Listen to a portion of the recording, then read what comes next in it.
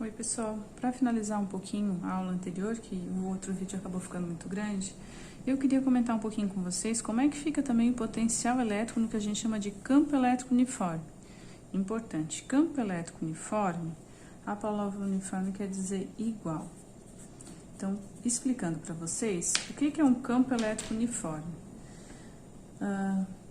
Quando eu tenho dois corpos eletrizados, isso aqui é uma placa metálica, tá, gente? Eletrizada positivamente de um lado, outra placa metálica eletrizada negativamente de um lado. Importante, aqui então vai gerar V positivo, potencial positivo, aqui vai gerar V negativo, né? Se forma aqui no interior dessas placas o que a gente chama de campo elétrico uniforme, quer dizer, um valor de E, que é campo elétrico com a setinha em cima, igual. Lembrando o seguinte, ó, como é que eu faço esse desenho aqui? Eu vou lembrar, se aqui é placa positiva, as linhas saem dela e vão em direção à negativa, tá? Entrando na negativa. Qualquer ponto, o A, o B, o C, o D ou o E que eu pegue aqui, vai gerar um mesmo valor de campo elétrico, que é esse Ezinho aqui, ó. Então, no interior dessas placas metálicas, geralmente isso aqui é um que a gente chama capacitor elétrico. Se forma o que a gente diz de campo elétrico constante. Campo elétrico constante é a mesma coisa que campo elétrico uniforme, que é um campo que tem o mesmo valor. Então, veja o seguinte, se a placa está eletrizada positivamente, ela gera valores de potencial positivo. Se ela está eletrizada negativamente, gera valores de potencial negativo.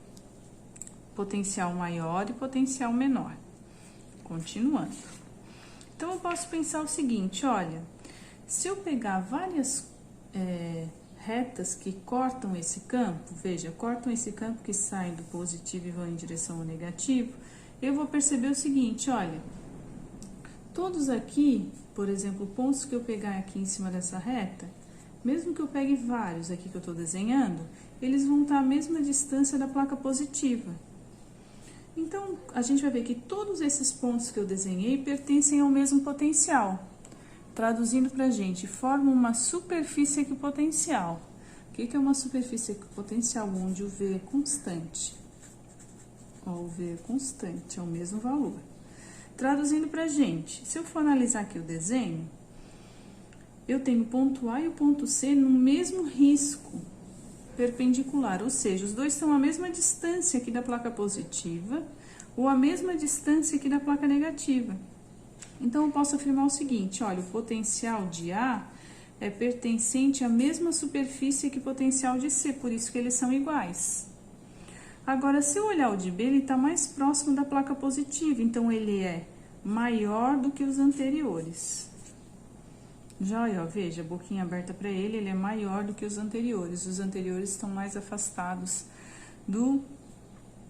da placa positiva. Importante, se eu pegasse um ponto aqui qualquer, que eu vou chamar de ponto D, não está na mesma linha de A e de C, então, de novo, teria o mesmo potencial de A e de C. Porque essas retas perpendiculares ao campo elétrico uniforme, perpendicular quer dizer 90 graus que corta, né? 90 graus que corta, eles pertencem à mesma superfície equipotencial, qualquer ponto desse. Já tem o mesmo valor de V. Traduzindo, se aqui tem um ponto, que eu vou chamar de 1, e aqui tem na mesma superfície um ponto que eu vou chamar de 2, e tem uma pessoa andando aqui, nessa superfície ela não vai tomar choque. Por que que não vai tomar choque? Porque pertencem ao mesmo V. Agora, se ela botar um pezinho aqui, já são V's diferentes, então ela vai tomar choque. Ok? Nesse caso que a gente tem um campo elétrico uniforme, a gente tem como, através das placas, calcular direto a diferença de potencial. Ó, eu vou botar aqui, ó, DDP, diferença de potencial, que é o V de A menos o V de B, né? Através do E, é importante, esse E é quando eu tenho um campo elétrico uniforme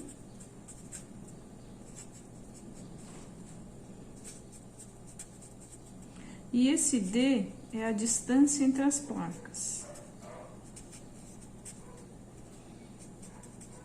quer dizer, a distância entre a placa positiva e a placa negativa aqui do campo elétrico uniforme. Importante, essa equação a gente só vai usar se vier essa palavra aqui, ó. E geralmente essa palavrinha vem associada com uma figura desse tipo, tá bom? Caso contrário, a gente não aplica essa equação, tá, gente? Então, é uma equação de um caso particular, de um caso especial.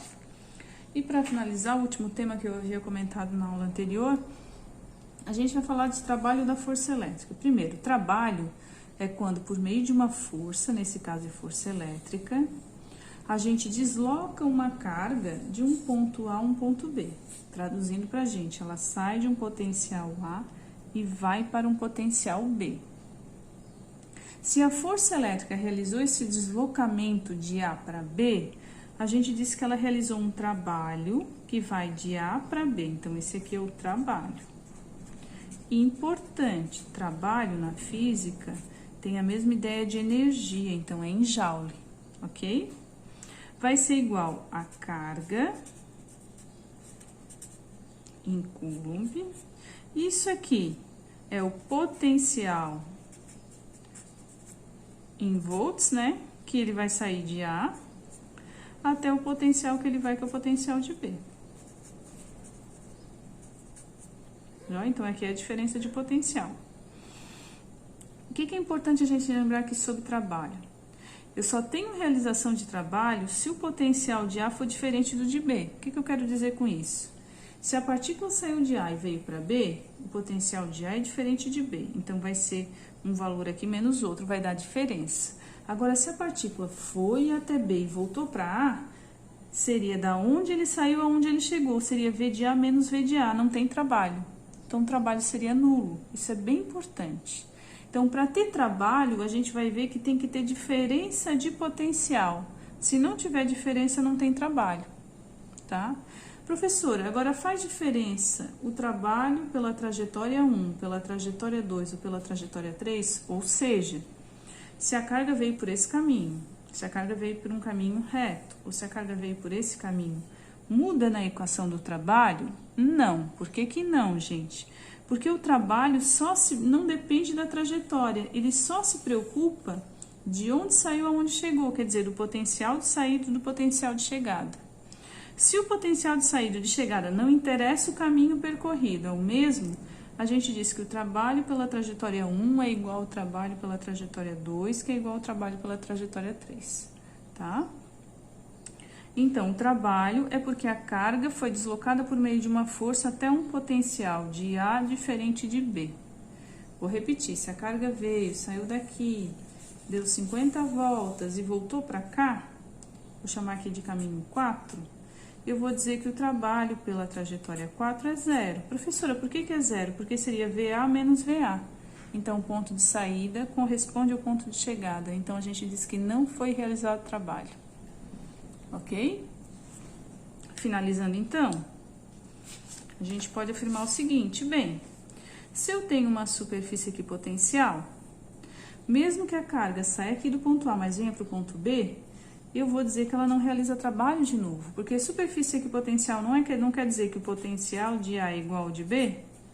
Então, na hora de eu aplicar a equação do trabalho, ficaria assim, trabalho é igual ao Qzinho que multiplica VA menos VB. Só que o VA é igual ao VB, então, nesse caso, o trabalho a gente diz que é nulo, ou seja, não existe trabalho para deslocar uma carga de A para B. Não interessa a trajetória da carga. Ah, professora, mas ela andou tudo isso e não realizou trabalho? Não, não realizou trabalho. Tá? A gente diz que trabalho em física é só quando o ponto de saída é diferente do ponto de chegada. Tá bom? Então, gente, finalizamos essa parte. Em seguida, eu só vejo com vocês alguns exercícios e depois a gente dá continuidade ao nosso assunto, tentando resolver os exercícios, tá bom? Um abração para vocês.